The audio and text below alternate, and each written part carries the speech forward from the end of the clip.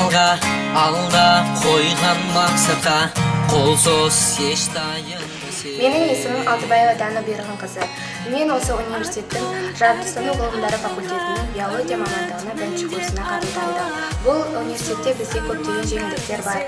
Бізге көптеген ұлт өкілдері келуге, мысалы алға айтылса, ол Қытай мемлекетінен келген қандастарымыз. Олар біздің университетімізге келіп білімдерін алуда. Біздің университетімізде дәріс және практикалық сабақтар өтуде. Мен сол сабақтардан қызығушылығым өте қатты артып келеді. Бізде сонымен қатар зертханалық жұмыстар өтіп жатыр.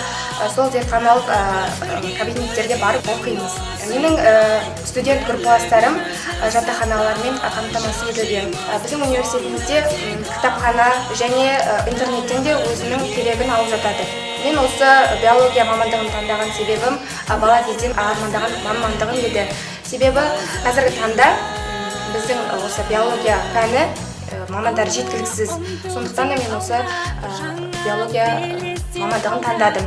Мен болашақта жақсы маман болуыма күмәнім жоқ.